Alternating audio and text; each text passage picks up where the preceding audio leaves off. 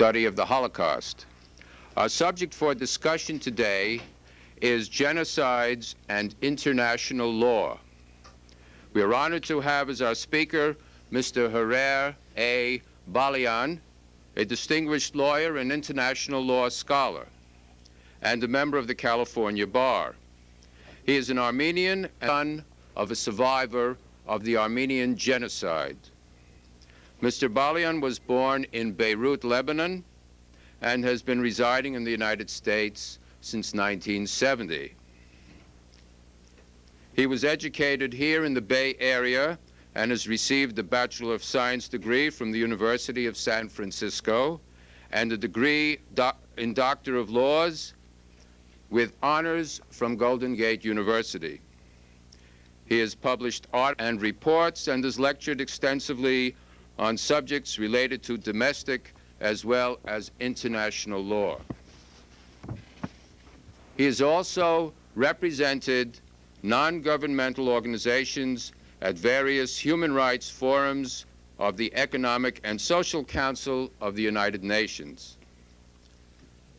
Mr. Balian's community activities include membership in the Armenian National Committee and its board of directors, as a member of the Human Rights Advocates and its board of directors, also part of Amnesty International's legal support system, the Human Rights Committee of the Bar Association of San Francisco and the National Lawyers Guild, as well as other professional organizations.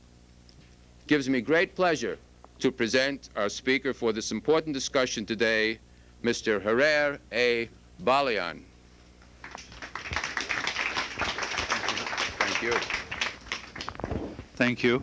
I would prefer to be called a human rights and international law activist rather than a scholar. That may be a little too ambitious. What do I do? Oh, on my neck. Let me see. This one. Okay.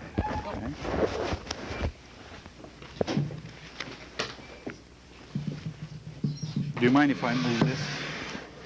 Make it a little less official.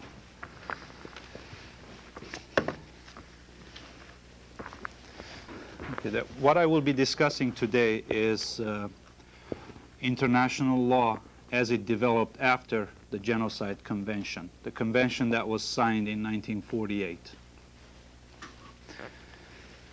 Experts have observed that genocide is the ultimate crime and the gravest violation of human rights.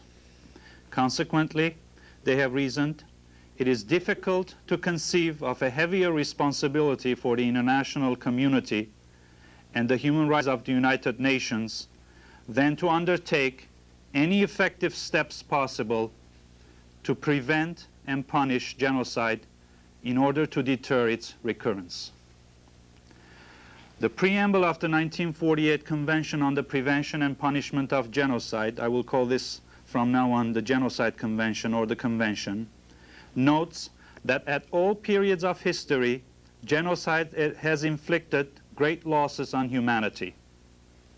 Jurists have noted that while the concept of legal definition of genocide is a relatively recent one, the acts which it defines are as old as the history of humanity itself.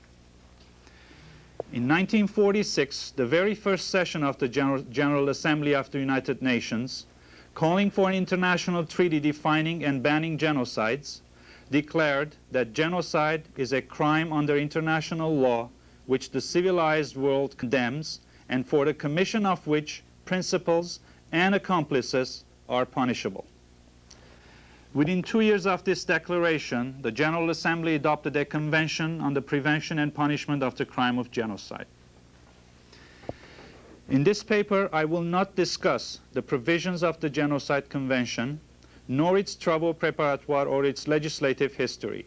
Also, I will not analyze the international law concept of the crime of genocide, its origins, and the close link between the crime of genocide and war crimes. These subjects, though meritorious of further scrutiny, however, are beyond the scope of this paper.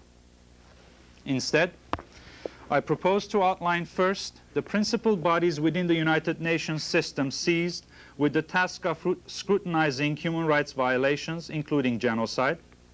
Second, I propose to examine the record of these UN bodies in response to past post-genocide convention occurrences of the crime. Third, I propose to discuss briefly some possible reasons for the failure of the Genocide Convention to prevent the occurrences of contemporary genocides or to punish perpetrators of the crime. Fourth, I will discuss some enforcement issues. Fifth, I will examine an attempt by the international community to strengthen the Genocide Convention. And sixth, I will conclude by this ultimate challenge of preventing genocides, future genocides. The principal bodies within the United Nations system seized with the initial jurisdiction on complaints of human rights violations, and again including the ultimate violation, genocide, are the Commission on Human Rights, which I will call from now on the Commission, and its Subcommission on Prevention of Discrimination and Protection of Minorities, which I will also call Subcommission. In its incipient stage, the Commission concerned itself more with of new international standard-setting documents rather than with the actual protection and enforcement of human rights. This position started to change somewhat in the 1960s due to pressure from decolonized states and two resolutions by the Economic and Social Council, otherwise known as the ECOSOC. In 1967, ECOSOC, by way of a resolution 1235, authorized the Commission to make a thorough study of situations which reveal a consistent pattern of violations of human rights, including the policy of apartheid as practiced in the Republic of South Africa and racial discrimination as practiced notably in southern Rhodesia, and report with recommendations thereon to ECOSOC. Since 1967, the Commission has carried out these inquiries openly and with full publicity. In 1970, ECOSOC approved a second resolution, Resolution 1503, which this complex and confidential procedure was set up for the screening of communications, a euphemism for complaints within the UN system, and further examination of those communications which appear to reveal a consistent pattern of gross and reliably attested violations of human rights and fundamental freedoms. The resolution provides for a multi-stage procedure in which a working group of the subcommission, the subcommission itself, then the Commission, and theoretically, an ad hoc investigatory committee appointed by the Commission serve successfully as organs of investigation and implementation. Communications or complaints under the 1503 procedure about human rights violations, and including genocide, would generally be made by individuals and non-governmental organizations or NGOs. These complaints are sent to the governments concerned for comment. The complaints are then referred, together with the replies of governments, to the 1503 working group of the subcommission, which meets only once a year. These communications are handled under confidential procedures. If action is recommended, its nature is not disclosed, nor do the confidential communications become available for public scrutiny. Information surfaces, however, in a variety of ways. The complaints may be referred to in parliamentary debate or in congressional reports, or there may be leaks by relatives. It is necessary to bear in mind that one is dealing with secret procedures and that one cannot hope for full information at all times in this area. In a final analysis, throughout the 1503 procedure, political rather than judicial elements prevail. Under the circumstances, an individual petitioning under ECOSOC Resolution 1503 have no illusion of immediate redress of grievances. Should have no illusion. In addition to the confidential procedures, complaints may be made occasionally in open session by members of the Commission and Subcommission, as in the situation of Democratic Kampuchea, which we will discuss in a little while, and by observers as well. Where the genocidal massacres pose a threat to peace, the issue is properly raised in the Security Council as well.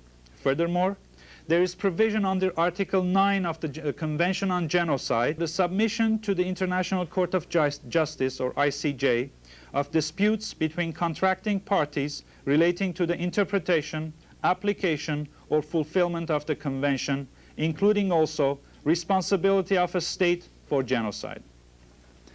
Since the signing of the Convention, not one so-called dispute has been referred to the ICJ according to the provisions of Article 9.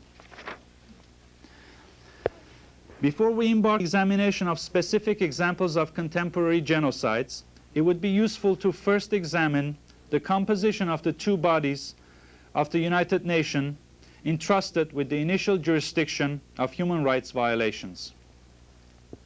The Commission is an intergovernmental body based on Article 68 of the UN Charter, and which serves as the central policy organ in the field of human rights. The Commission is composed of 43 representatives, usually ambassadorial rank, who represent governments. On an ad hoc basis, the Commission appoints special rapporteurs, representatives, or envoys to deal with human rights situations in particular countries, including genocide again. In the course of preparing their reports, these rapporteurs examine reliable information submitted to them in good faith, interview interested persons, or make on-site visits with the cooperation of governments concerned. The subcommission, on the other hand, is composed of 26 human rights experts who serve in their individualities and not as government representatives. The subcommission derives its powers inherently from the UN Charter. The subcommission was established by the Commission pursuant to an ECOSOC resolution giving it its terms of reference. According to these terms of reference, the subcommission can review developments in the field of human rights, can make recommendations to the Commission, can undertake studies on discrimination and protection of minorities, and can perform any other function which may be entrusted by ECOSOC or the Commission. Under the last term of reference, the Commission has assigned to the subcommission the task of bringing to the attention of the Commission any situation which it has reasonable cause to believe reveals a consistent pattern of violations of human rights and fundamental freedoms in any country, including genocide. With the Commission's and its subcommission's powers in mind, I now turn to the question of what these two bodies have assumed with respect to prevention or punishment of genocides. Their treatment of the Kampuchean situation illustrates the challenge we confront. In April of 1975, after a lengthy civil war, the Khmer Rouge took power in Kampuchea. What immediately followed was the forcible and precipitate deportation of the entire population of the capital city, Phnom Penh. Millions were deported without regard to age or disability. Millions more were subjected to starvation, disease, and massacres during the rule of the Khmer Rouge from 1975 to 1979. Estimates of those who perished are as high as 2 million. There was ample time for the international community to act upon the grave human rights violations in Kampuchea, since the atrocities committed by the Khmer Rouge were known from the time of the Phnom Penh evasion. However, not until 8 March 1978, at the Commission's 34th session, was the Kampuchean situation brought up for discussion. The United Kingdom representative observed that the atrocities committed in Kampuchea had aroused the conscience of the world, yet it was disregarded by the Commission for political reasons. The UK delegate proposed a draft resolution which asked simply that a study of the human rights situation in democratic Kampuchea be prepared with the cooperation of Kampuchea and of any other government, NGO, or individual. The majority of the Commission rejected the UK resolution.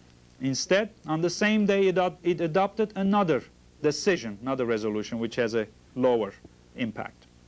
In essence, the decision requested the Secretary General to transmit to the government of Democratic Kampuchea the summary records of its 1978 session relating to the human rights situation in that country. It then invited Kampuchea to send its comments and observations, and through the subcommission to transmit the response to the Commission at its 1979 session, a year after this decision, 4 years after the genocide started. In May through July of 1978, the Secretary General received submissions from governments of Canada, Norway, and the United States, and from NGOs including the International Commission of Jurists and Amnesty International.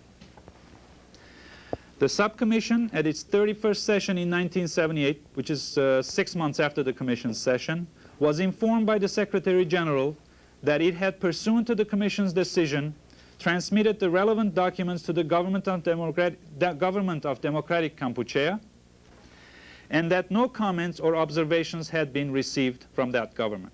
In addition, the subcommission had before it over 1,000 pages of material submitted pursuant to the Commission's decision by non-government organizations as well as observer governments. The subcommission considered this matter under Agenda Item 9, entitled Questions of Violations of Human Rights and Fundamental Freedoms in Any Part of the World.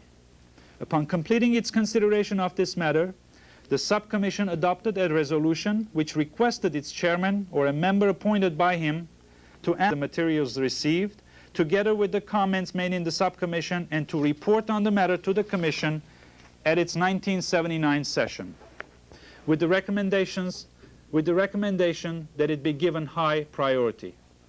4 years later, we're still talking about high priority. In accordance with the subcommission resolution, a document was prepared by the chairman of the subcommission, Mr. A. Budhiba, and submitted to the Commission at its 35th session. The document included, inter alia, a summary of the submissions, the allegations against the Kampuchean government, and their response to the allegations, but no conclusions. At its 35th session, the Commission decided to postpone until its 36th session, again 1 year later, consideration of the report submitted by Budhiba of the subcommission. And this consideration would be then in 1980. The delegates of Australia, Austria, Canada, Sweden, and the United States proposed a draft resolution, but the Commission would have concluded that gross and flagrant violations had occurred in democratic Kampuchea, and that the Commission should keep the situation under review.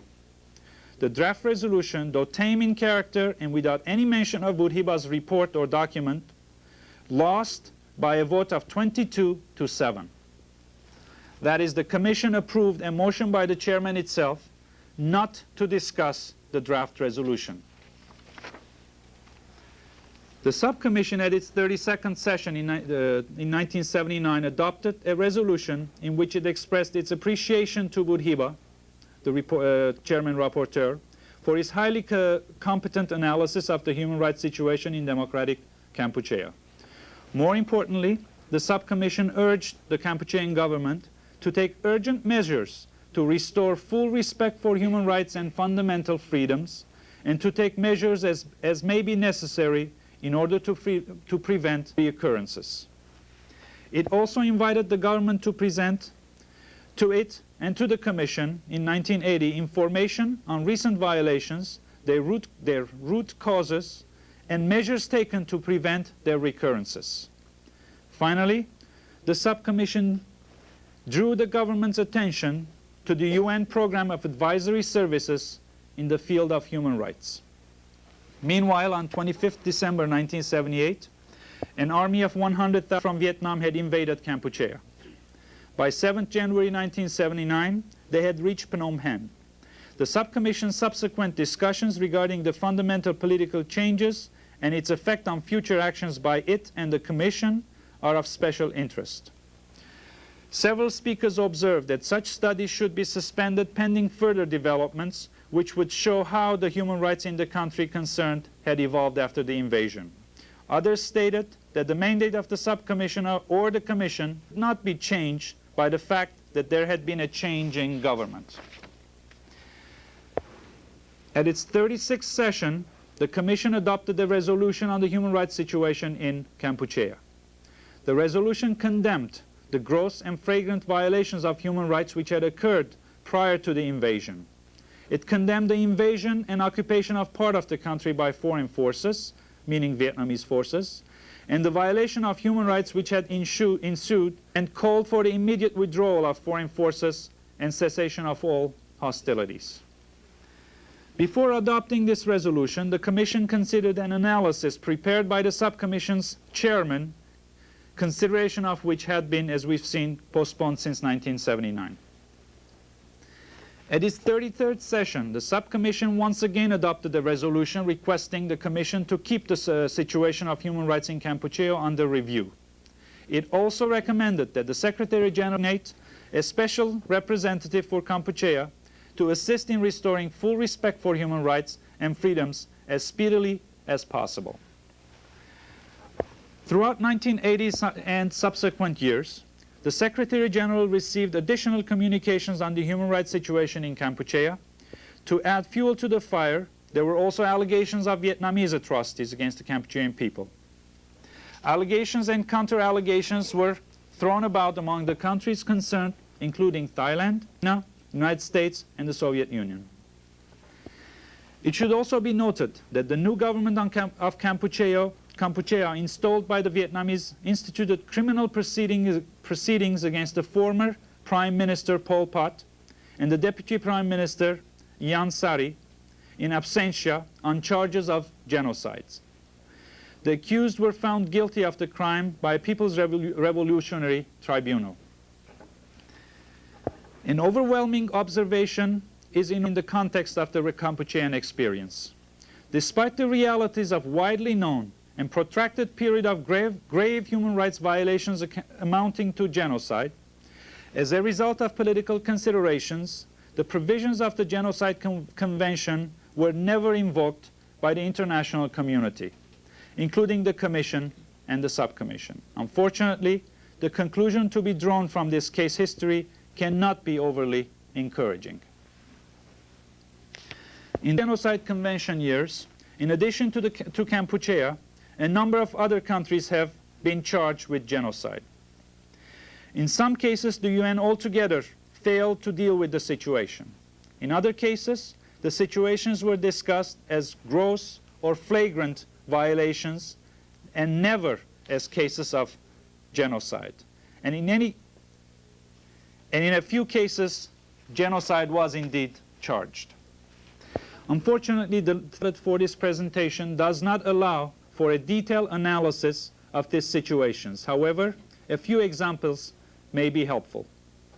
In the case of Biafra, during 2.5 years of civil war in 1967, starting in 1967, where between 600,000 and 1 million people were killed in battle, massacres, or died as a result of famine and disease, the tragedy was never examined by the Commission or its subcommission, not even as a case of gross or flagrant violation. In 1974, the government of Paraguay was charged with the genocide of the Ake or Aceh Indians. 4 years passed before the Commission took up the matter, and even then in a confidential 1503 procedure. The immediate and protective response of the Commission and its subcommission to the charges of genocide against the Baha'i in Iran is not.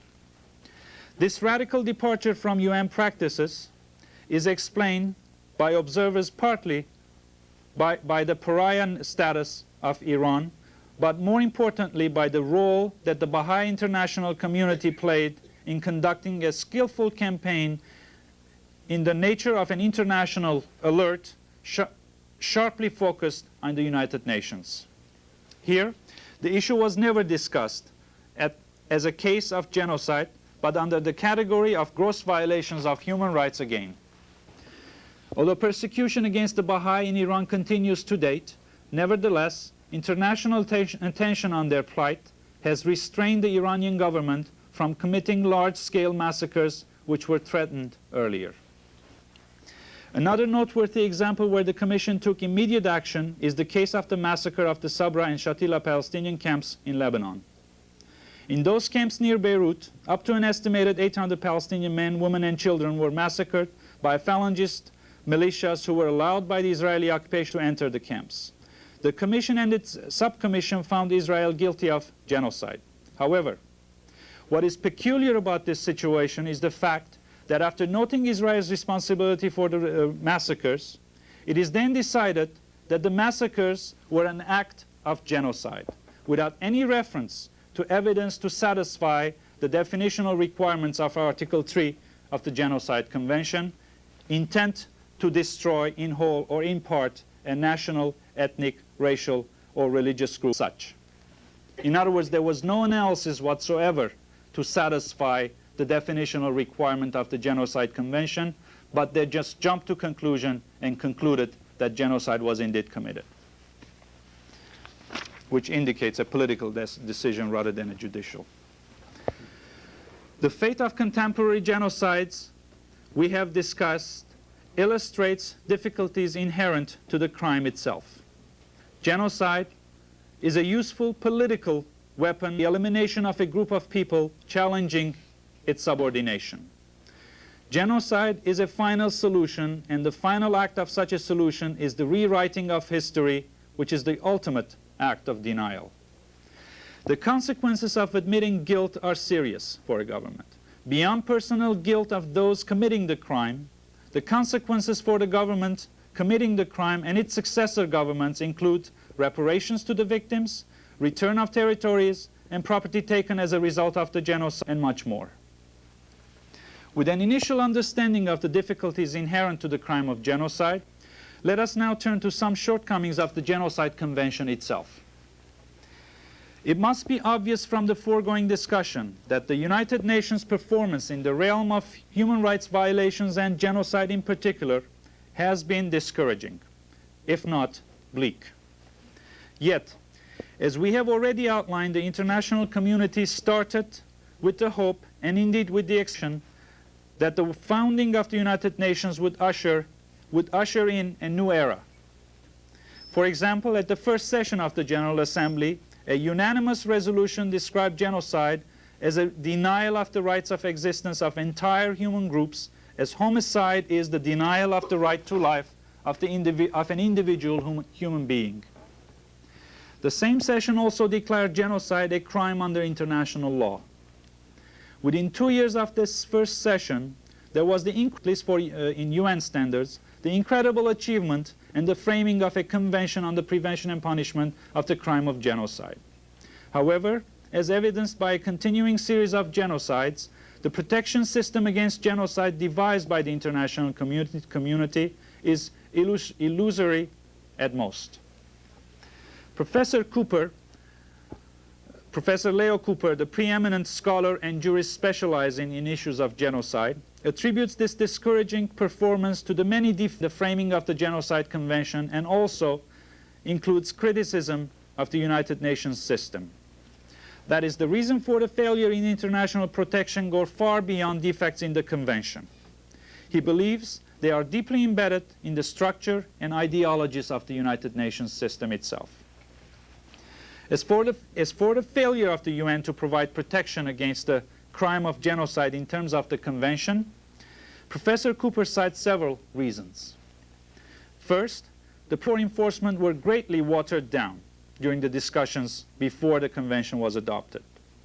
The Convention emphasizes punishment of the crime, but this is somewhat meaningless in the absence of an international penal tribunal. Hence, it is only the governments of states in territories in which the crime was committed that can institute proceedings for punishment. Thus, in the case of domestic genocides, which are generally committed explicitly by governments, the bizarre consequence is that the governments would be required to prosecute themselves. This in reality does not take place, of course. Also, the Convention's emphasis on punishment after the crime is committed, rather than prevention or even arresting the catastrophic course while the crime is still in progress, does nothing to prevent the great loss of life. The omission from the death of the crime of an important category of large-scale political massacres is also a reason for the Convention's weakness. Finally, the presence of ambiguities in the framing of the Convention which encourages righteous or legalistic evasions of responsibility is also finally another reason for the Genocide Convention's ineffectiveness. Professor Cooper does admit that attempts to amend the convention must certainly be ruled out at the present time, given the large number of ratifications of the convention. Also, given the absence of meaningful consensus and the seemingly weak commitment by the international community to the eradication of the crime of genocide. However, the addition of a protocol or a supplementary convention may become a more feasible task at some later date. At the time of its founding, the United Nations was certainly the most appropriate for the purpose of prevention and cessation of genocides. Its member states were strongly committed to the elimination of the crime. With a few exceptions, however, the competent organs of the United Nations have failed to respond to well-grounded complaints of genocide. In fact, at times their responses have been protective of offending states. Equally discouraging, the parties to the convention have not availed themselves of the services of the International Court of Justice under Article 9 in circumstances where it would have been appropriate for them to do so. Professor Cooper sets forth the proposition that the United Nations, by reason of its own structure and the structure of international relations, is not well placed to take action against violations of human rights, and in particular, genocide. He further comments that the United Nations is an organization of governments, and genocide is largely a governmental crime.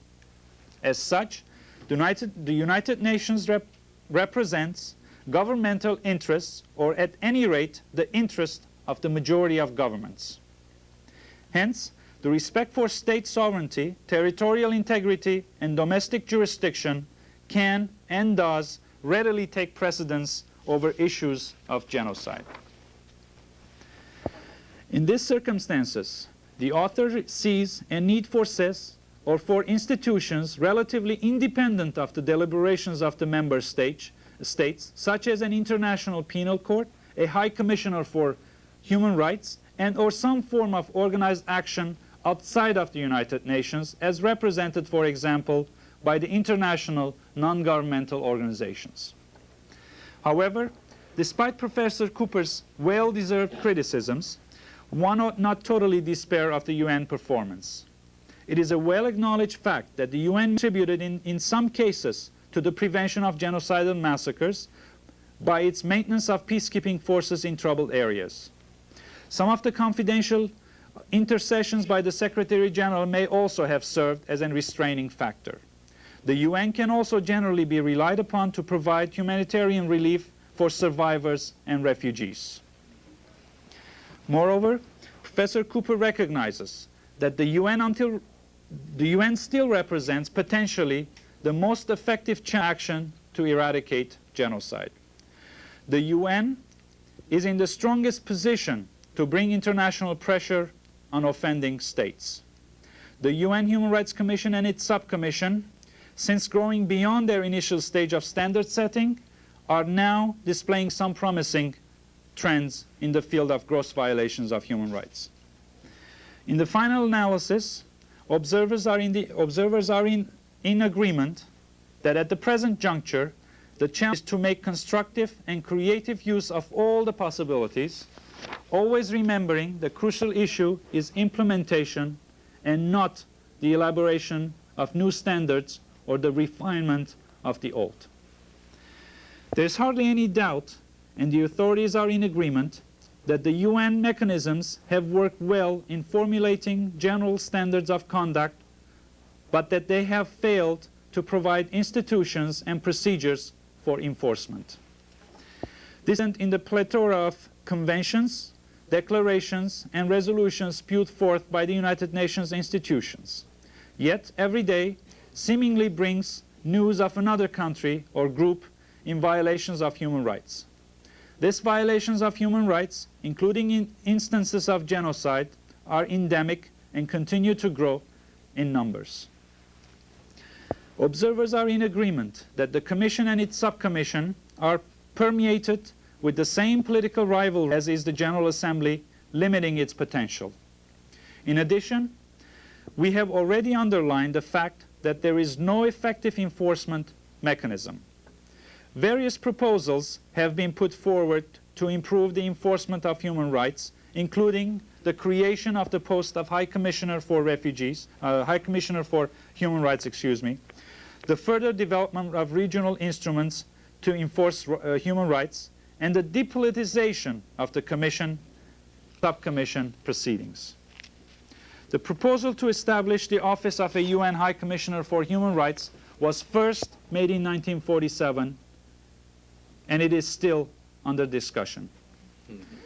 By far the most promising light in the area of enforcing the Genocide Convention is found in relatively recent attempts of reviving Article 9 of the Convention. In the forefront of this attempt is noted international law and procedure expert Hrair in his work regarding the Kampuchean genocide. Article 9 of the Genocide Convention states, disputes between the contracting parties, and contracting parties in international parlance means states who have signed the convention. Disputes between the contracting parties relating to the interpretation, application, or fulfillment of the present convention, including those relating to the responsibility of a state for genocide or any of the other acts enumerated in Article 3, which is the definition, shall be submitted to the International Court of Justice at the request of any of the parties to a dispute. A powerful article which has never been used to date. Hrair contends that Article 9 of the Genocide Convention and Article 36 of the Statute of the International Court of Justice, it is legally feasible to bring an application to the ICJ, International Court of Justice, charging Democratic Kampuchea with the crime of genocide under the Genocide Convention, as well as with violations of customary international law and crimes against humanity. Hrair concludes that the failure of any state thus far to institute proceedings before the court is an indefensible abdication of international responsibility.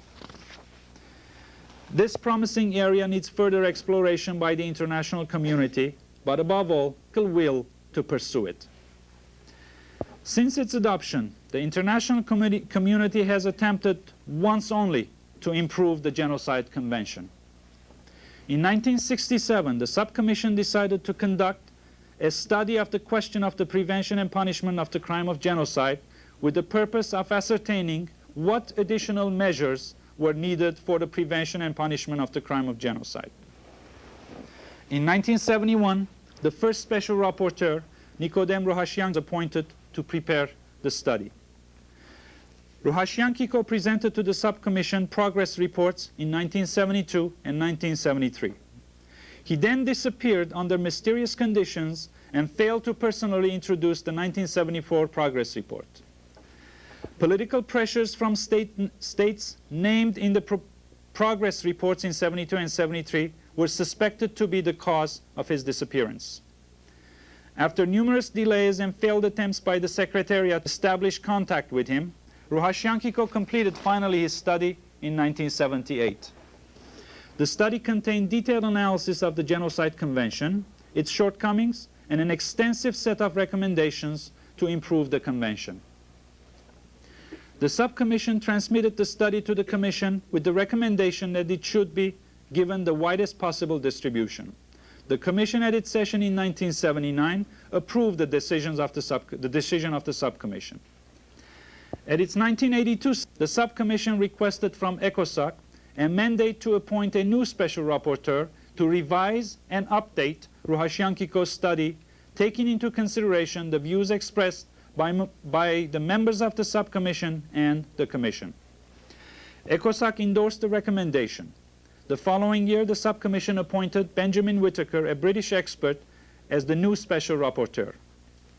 In its 1984 introductory comments to the first progress report, Whittaker summarized the reasons for this mandate to revise and update the previous report.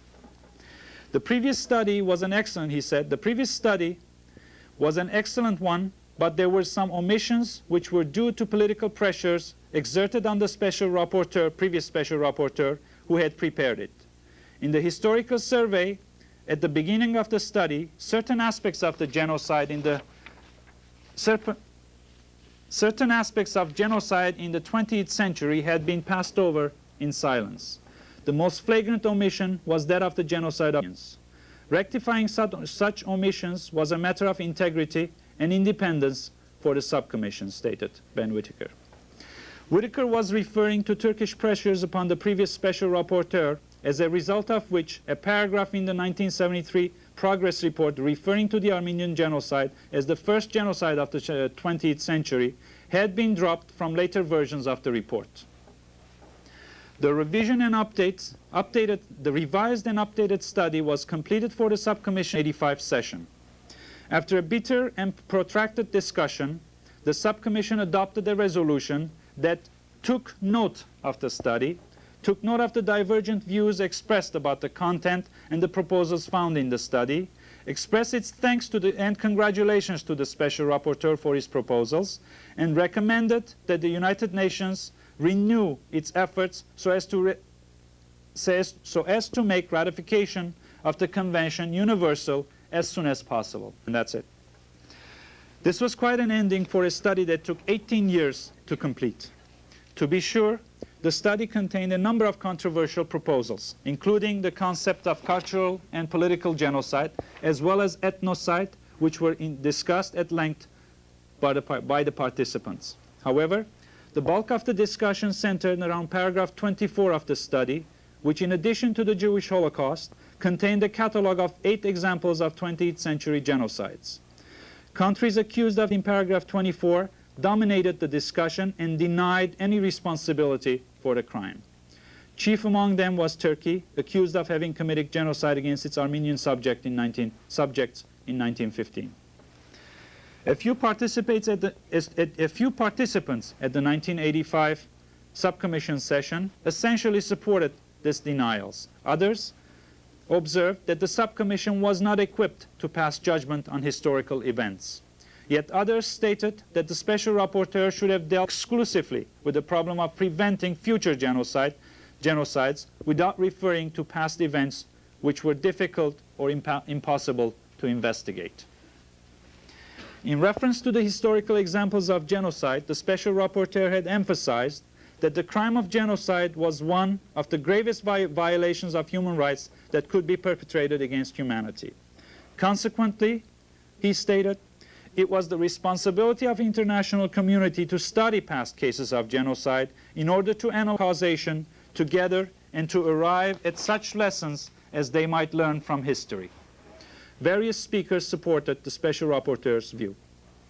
It was because of the historical references in paragraph 24, and in particular the example of the Armenian genocide, that the subcommission simply took note of the study instead of approving and requesting from the Secretary General to widely distribute the report as it had done with the 1978 version. Now that we have painted such a dismal sketch of the international communities, and in particular the Commission's and Subcommission's record, I do not want to conclude my remarks with the impression that the international community and the 2 UN human rights bodies have been totally paralyzed in the past or have no future role to assume in the prevention and punishment of the crime of genocide. A more detailed discussion of the constructive role both human rights bodies have assumed in preventing mass murders or even potential genocide is beyond the scope of this presentation. In this respect, we have already discussed one example, the role the Commission and its subcommission assumed in preventing more serious massacres of the Baha'i communities in Iran. I believe the Commission and its subcommission have an extremely important role to assume in preventing future genocides. This is a difficult challenge, but not an impossible one. It is perhaps the ultimate challenge. In his study on the Genocide Convention, Whittaker says that too often respect for state sovereignty, domestic jurisdiction, and territorial integrity can and does take precedence over the wider human concern for protection against genocide. In these circumstances, there is a need for some new ideas or for institutions relatively independent of the deliberations of the delegations of member states, it is important to be practical and realistic, but also to work hard and without delay in view of the gravity of the subject. Let us now turn to some of the substantive proposals found in this study to improve the Convention. From the outset, the Special Rapporteur had suggested some clarifications of the definition of the term genocide and the specific groups it protected. He recommended that the Convention further define and elaborate the term national, ethnic, racial, or religious group. He also recommended that definition should be extended to include sexual groups. Whitaker's most controversial issue was to conduct a further study for possible inclusion of additional groups into the sphere of protection of the Genocide Convention. Whitaker's proposal would have extended the Convention's jurisdiction to cover mass political killings, cultural genocides, ethnocides, and ecocides.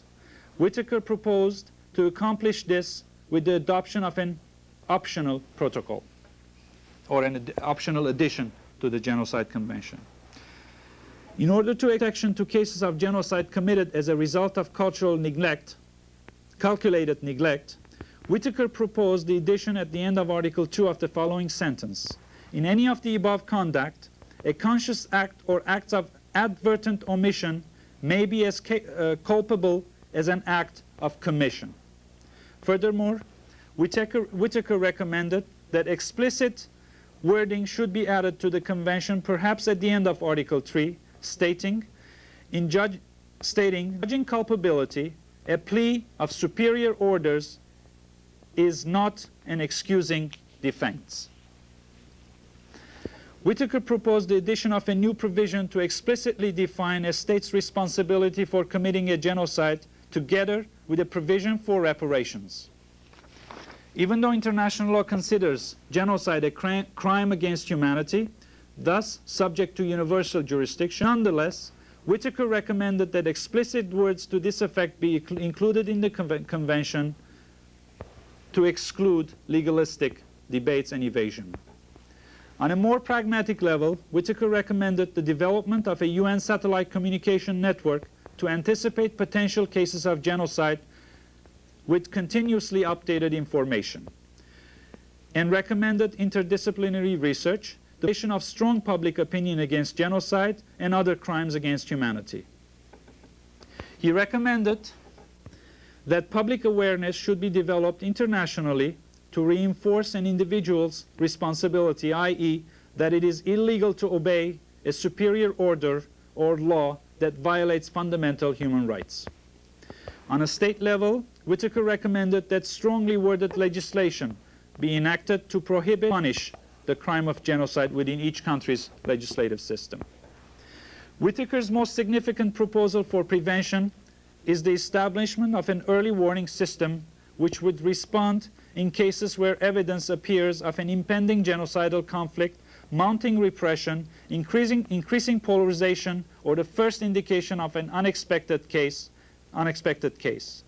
This requires an efficient coordinating network maintained in a state of permanent readiness, which could possibly also watch for early indications of mass famine exoduses for refugees in conjunction with bodies such as the Office of the United Nations Disaster Relief Coordinator and the International Committee of the Red Cross.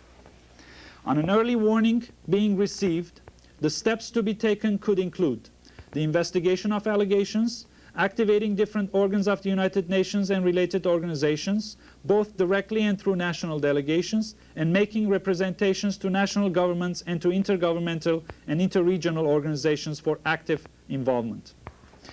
In addition, seeking support of the international, providing information, enlisting the aid of other media to call public attention to the threat or actuality of genocidal massacres.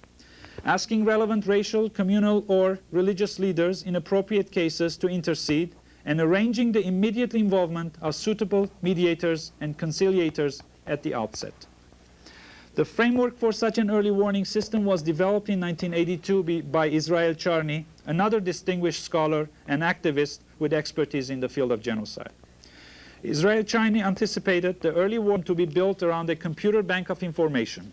He proposed to compile two categories of data. The first category would contain simple descriptive data referring to the sources of information, the specific events described, the stages of the events described, and the causes reported for the human rights violations, if any. On another level, he proposed to capture this same data according to a more analytical set of social indicators which are relevant to the sequences of social, cultural, and political activities in any given society, which may point to the emerging likelihood of more and more serious injustices and violations of human rights. Israel Charny is convinced that although genocides are different in different areas and different eras, nonetheless, there are common characteristics in the unfolding genocidal momentum and the critical stages and points they pass through, which we can learn to read and use in predicting the course and severity of future violations. This system would depend on the sources of information without the need to be drawn into any kind of investigative role. Non-governmental organizations could assume a critical role in this endeavor. To assume responsibility for the prevention of genocide, Whitaker proposed the establishment of an impartial and respected international body under Article 8 of the Convention. He also discussed the possibility of a special representative for humanitarian questions whose role would be inter alia to depoliticize humanitarian problems. Another possibility he suggested is entrusting the task to a UN Commissioner for Human Rights, all of which require the creation of new UN positions or bodies and which require approval from the political organs, which unfortunately require approval from the political organs. Whitaker realized the difficulty of this task and instead suggested that a working group on genocide be established under the aegis of the Commission on Human Rights, which would require no additional approval from higher bodies. Together with a special rapporteur on genocide, the working group could be entrusted with the task of developing the early warning system we discussed. If by constructive pressure, the early warning system leads to a few instances of prevention of impending genocide, or if it alerts a few prospective victims to escape their impending fate, it will have proved worthwhile. However, it would be naive to expect an early warning system alone to mitigate the threat of future genocide. That can only be accomplished by a concerted action on all fronts. Observers have commented that although the United Nations, in particular the Commission and its subcommission, by reason of their own structure and the structure of international relations, have in large part failed to take effective action against grave violations of human rights, including and in particular genocide, nonetheless, the United Nations represents potentially the most effective for action to eradicate genocides. The mechanism with which to accomplish this task is there. The challenge is in the implementation of that mechanism. However, we must also stress that the reasons for the international community's not so encouraging record in terms of protection, prevention, and punishment of the crime of genocide go far beyond the shortcomings of the Convention as well as the structure of intergovernmental organizations. In the final analysis, the prevention of genocides will depend on other than judicial or legislative measures, including preventive measures of educational and informative nature designed to combat prejudice, hatred, and discrimination of any kind based on national, ethnic, racial, religious, or political differences, theories, ideologies, and practices. In other words, it would depend on understanding true respect between peoples and different human groups. It would depend on peace. Only then can international law and procedures become effective tools to combat aberrations of an otherwise mutually respecting international community. Thank you. I'll take questions now.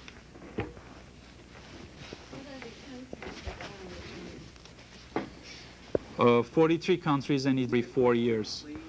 The question was which are the countries on the Commission. There are 43 countries on the Commission. They vary every 4 years.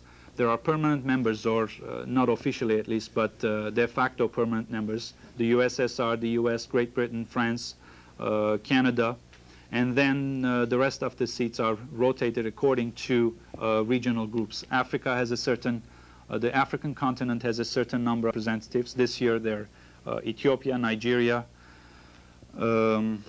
Egypt, Syria, no, not Syria, and a few others, Algeria. Soviet Union and Eastern Bloc have a certain number of representatives, including USSR, the Ukrainian SSR, Bulgaria, Cuba, and Asia of its group of representatives. What was the relationship between Whitaker and Israel Charney? I mean, it seemed to be a sub-report within Whitaker's report, or how does that work? No, what Whitaker did was took Charney's idea of the early warning system and developed it further and included it in his proposals to improve the Genocide Convention by means other than the convention itself. Now it's creating adjunct systems to monitor developing genocidal situations. Any more? Why was, when the original definition was made for genocide, why was political left out? That was left out in the on the insistence of the USSR.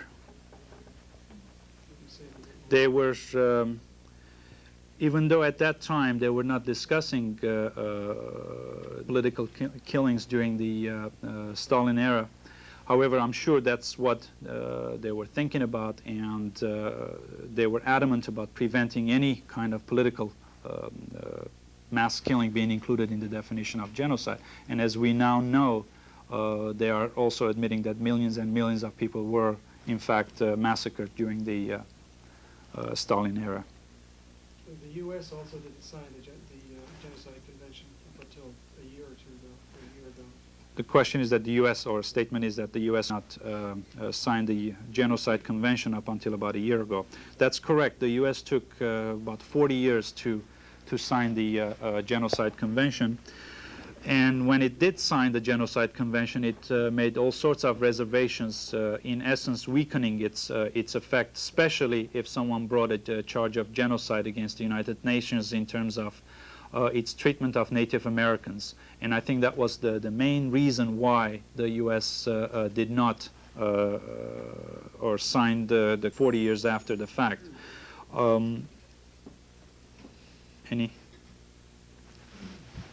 It seems as though that with at least two of the superpowers in the world doing what they can to weaken this convention and the statements of it, that it seems like it's losing its power and ability to actually do something about genocide if anybody who has a say in it decides that they're going to weaken it or change it. Do you have any comments about that? Or? Well, first of all, it's not powers. Any state accused of genocide, it is in the best interest of any state accused of genocide to deny it, obviously, in the best immediate political interest, that is. Okay, so anyone accused of genocide will deny that genocide was in fact committed. Now, to a certain extent, the Genocide Convention fell victim to the rivalries, East-West rivalries during the past 40 or 50 years. But now, I should also, there is a new optimism in international forums.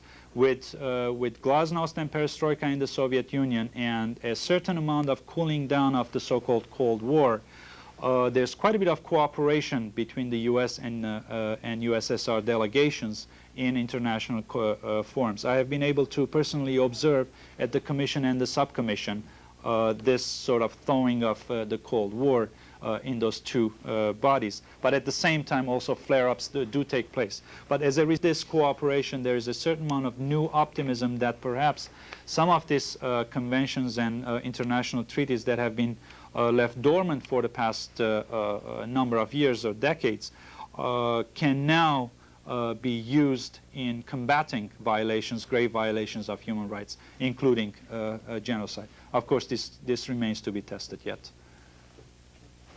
Yes. You did mention that somewhere, I don't know, just exactly when it was suggested, fell too much on the atrocities of the past, which we all know were horrendous, and make a new beginning as if to say, yes, we know we were barbarians. Now let's begin to become human. I mean, that would remove the onus from a nation like the United States, for instance, owning up to the atrocities we committed, and obviously to others as well. We said, okay, starting with such and such a date, let's start to behave. That's a good thought. And make it highly unprofitable to misbehave as a nation.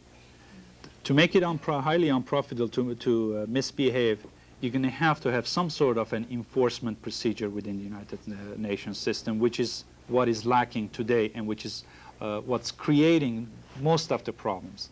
The United Nations has been toying around with the idea of an international penal court, but has not done anything about it because of considerations of domestic jurisdiction, territorial integrity, and all the concepts of interstate international relations that have developed in the past 100 years or so, essentially, concepts of international law. Now, without an enforcement mechanism, I'm not sure how you can make it very expensive for a state to commit gross violations of human rights up to genocide. The international community has been at a loss at this question, and I have no answer without short of some sort of a international court, or at least giving the International Court of Justice jurisdiction in penal matters, such as genocide. But let's take another one in the back. Well, you stated historically that all the past atrocities were called as genocide, right? Yes? Yes. Do you feel as though that, say, something that happened in Armenia or an event in Germany will move into the financial realm of appropriation or the paying back of money towards the peoples that were involved, the peoples oppressed? Because one thing to, say, sentence a certain person or a certain type of man who did the atrocity, but will it move into the financial area of trying to repay the people who went the genocide? Repeat the question, please. It was a long question. In terms of, let's see.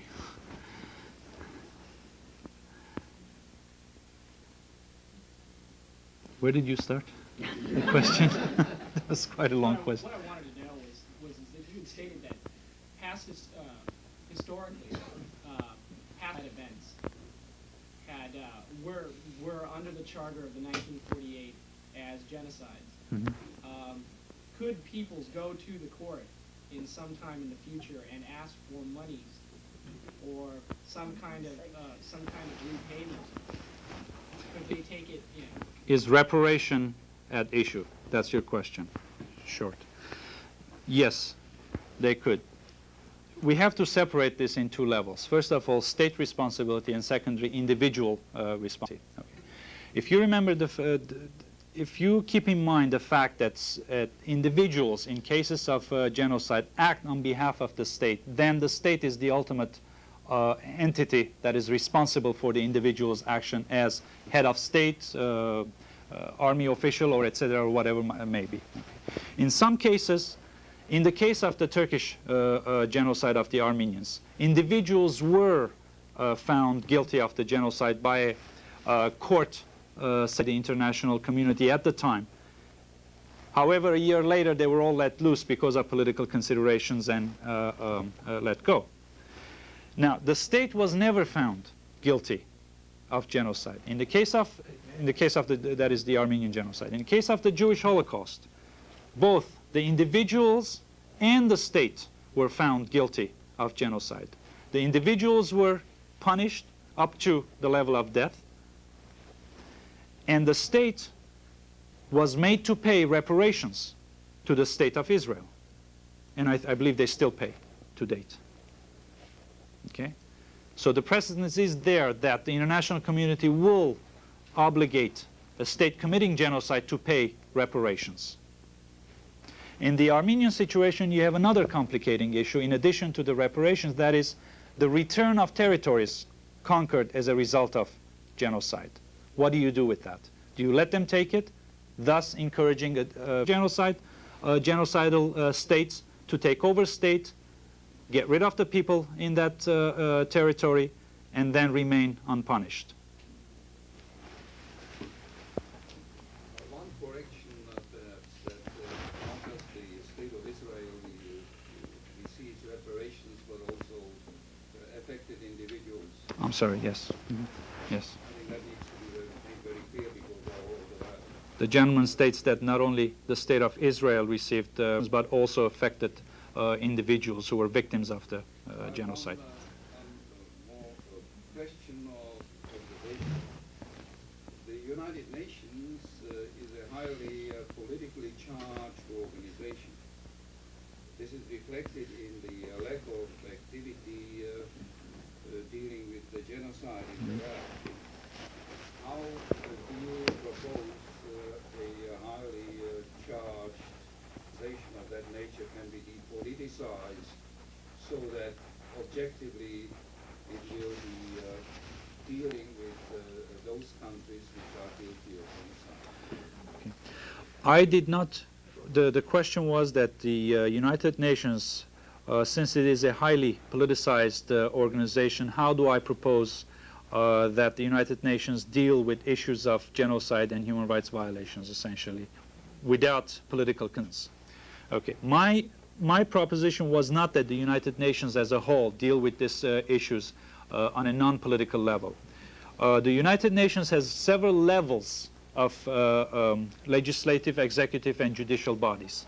Now, my proposal is that first, certain competent bodies of the United Nations, such as the United Nations Commission on Human Rights and the Subcommission for Human Rights, which are designed to deal specifically with human rights and humanitarian issues and not with political issues, those are the bodies that I propose to be depoliticized. Okay, not the entire United Nations. The General Assembly will never be depoliticized. How can you depoliticize a subgroup of a political organization? Well, for example, if we consider the fact that, for example, the International Commission of International Court of Justice is also a subgroup of the United Nations, and I must say that group has succeeded in not politicizing its debates or reducing the politicization of its debates to a very minimal level. If that can succeed, I don't see why not another body of the United Nations, even though elected by the General Assembly, just like the ICJ is, International Court of Justice, I don't see why not another body specifically designed for a specific task cannot perform its task without politicization. Summonses of the court were ignored, for example, by the United States in the case of Grenada. I'm sorry? Yes, that's correct. So if it is not enforced, the sentence is not going to be of much use. I don't propose here to have a 100% solution for all these issues, okay? And the United Nations, as I concluded, will not be the only mechanism with which to resolve these issues. The United Nations is only one of we can use to combat human rights violations, gross human rights violations, including genocide. It's only one, okay? There is a more fundamental issue that I concluded with, and I think that is the issue we have to deal with. Now, we all realize, and I've outlined here, how seriously the United Nations system has lacked in preventing, punishing, or dealing with the issue of genocide, and in general the issue of gross violations of human rights. But the mechanism is there, and I am not naive enough to propose that that mechanism will be a 100% solution. But if we can achieve some deterrent effect, some prevention, some by sheer force of public opinion, some force of prevention, then we may have achieved something. Not 100% solution, but perhaps something. Yes? Sounds like bureaucracy you're fighting against. How optimistic are you it's going to happen tomorrow? Well, the gentleman says that we've got a huge bureaucracy we're fighting against. How optimistic am I that it will happen tomorrow? I am not optimistic, but don't we have an enormous bureaucracy in this country? At times, it works in our favor, and at times against us. At times, it takes us years and years and decades to overcome that bureaucracy. It's the same with the United Nations.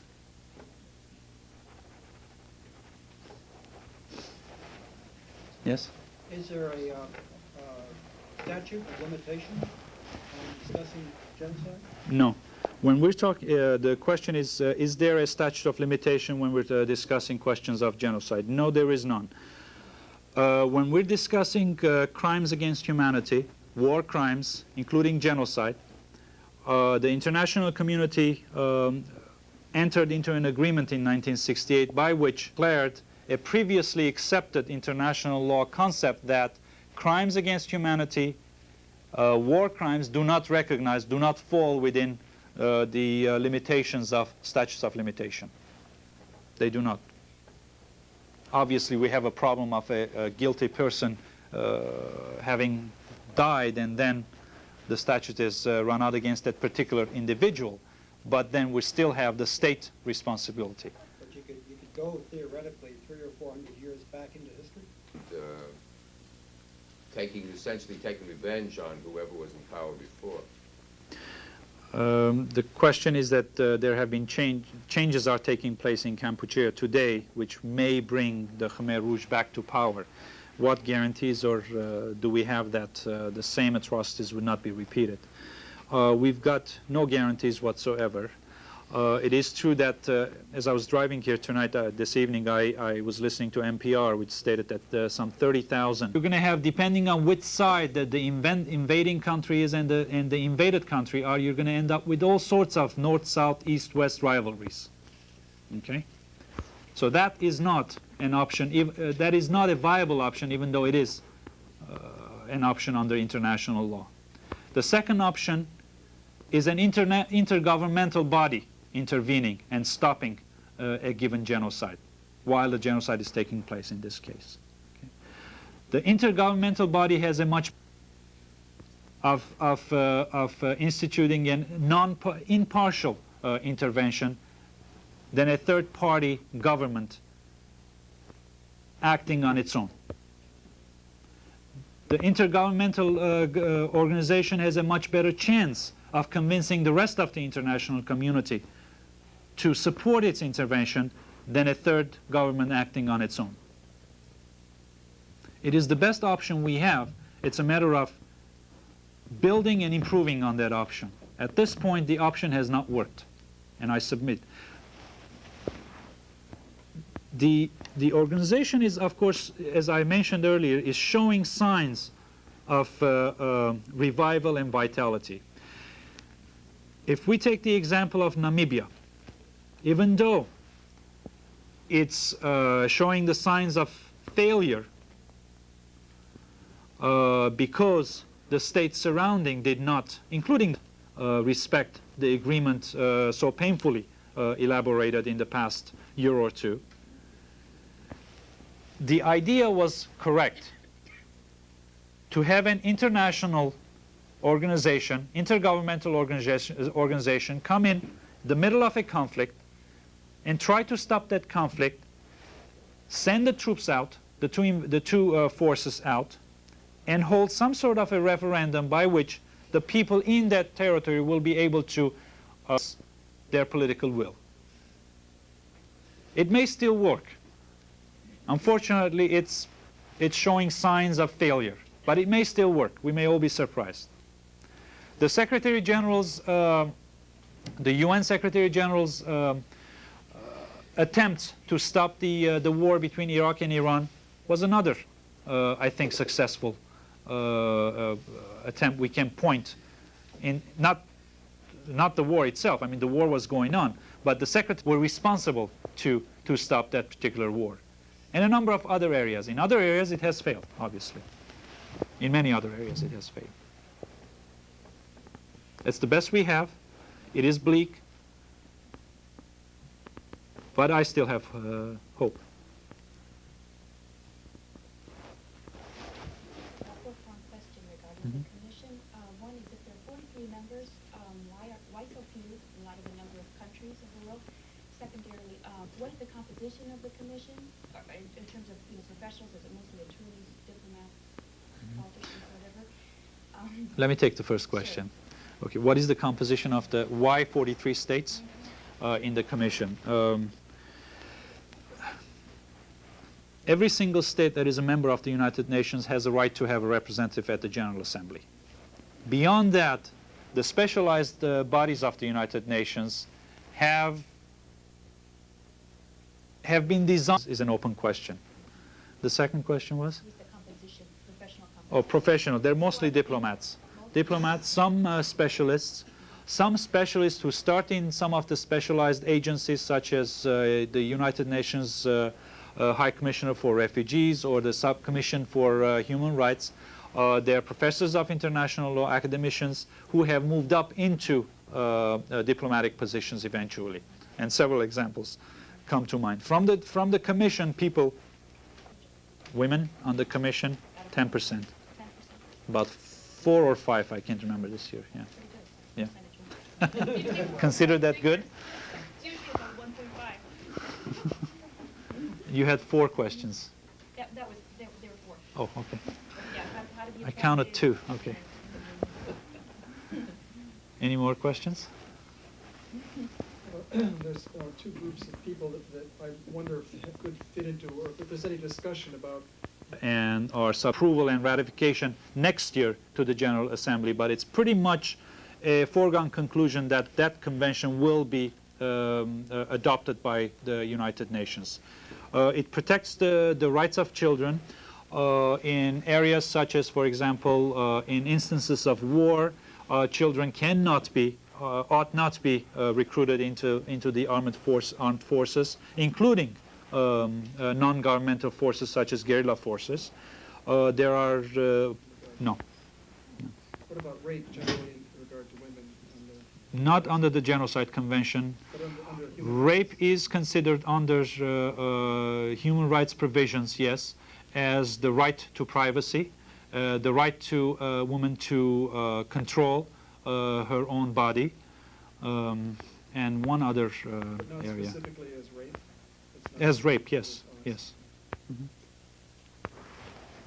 But the theoretical structure under which it is protected are those issues. Yes? Hypothetically, if the court or if the subcommittee is asked to look at a country which doesn't have, well, I know with Amnesty International, they ask people to write letters to the country to try and give public support or public inflection onto the country itself. But if that doesn't work, then usually economic sanctions go towards that country that's doing the crime, right? Not yet. They take up the floors. As you know, both in the Commission and the Subcommission, in addition to governments, non-governmental organizations have the right to take the floor and speak and participate at the meeting. The only thing they cannot do is take part in the vote, the final vote on a resolution. So one can go there and expose the issues at the Subcommission and the Commission. Many governments wouldn't care less what's being said about them in the Commission or Subcommissions. Many others do care and are seriously their international image of their public image that they expose in those organizations. If that does not work, then complaints are officially lodged within the Subcommission and the Subcommission against that state for having committed specific cases of violations of human rights. If that does not work, first that is considered on a confidential basis. Then, if that does not work, then the Commission and the Subcommission have the right to make the complaints and... Be pushed into the country to stop? No. I don't see that as an option. But the next level would be, after public opinion campaigns on the various levels, the next level would be consideration of the matter at the General Assembly. Consideration of the issue at the Security Council if it threatens peace in the area. and human rights violations, grave human rights violations, when they amount to genocide or not, can area. I didn't mean to say NATO. I meant to say that United Nations. Oh, okay. Like peacekeeping forces. Would they be pushed into the area to try and keep the area? The Charter provides for that option. But in addition for that, to the legal provision, you need the political will to do that. Whether or not the political will be there, I cannot answer in a theoretical question or questions as you posed. Has it ever been there in the past? A new era of East-West cooperation that we're seeing, and with the development of that, let's not say now yet, with the further development of that, perhaps that could become a reality of intervention by the intergovernmental agency, by the United Nations, in situations where very, very grave violations are taking place and which threaten peace in a given area. It is an option. Yes? You use the word rapporteur. Could you define that? The rapporteur is a term that the United Nations used for specially assigned people who prepare reports, reporters, essentially.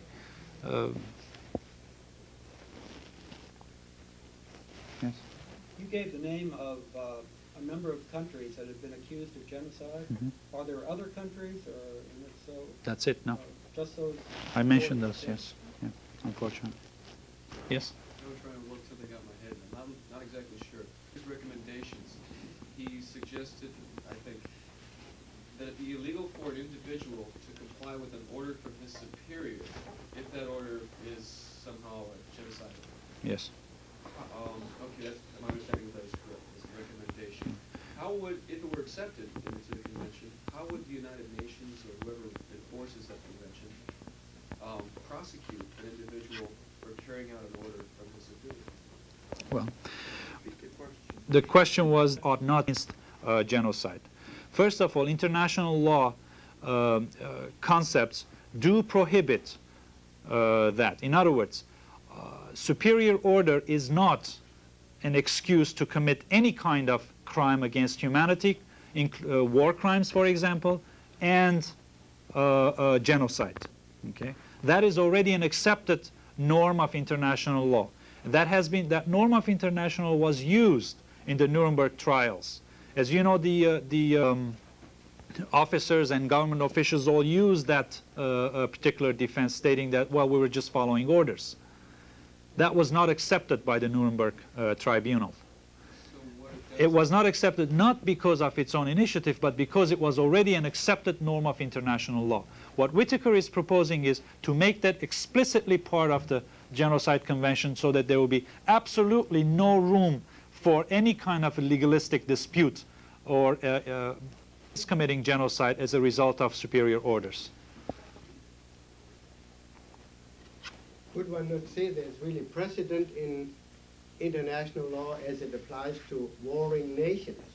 I mean, how we have to take, what restraints we have in taking of prisoners and not shooting prisoners, and so on and so forth.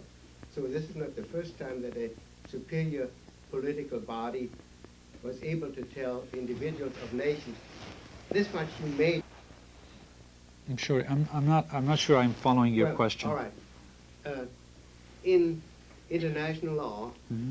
I mean, people that have been in the service have learned what Military may service, or may you not mean? do, let's say, when we take prisoners. And this was done not because it's a national law, but because it's international. Oh, that's correct. Absolutely. Yes. Yes.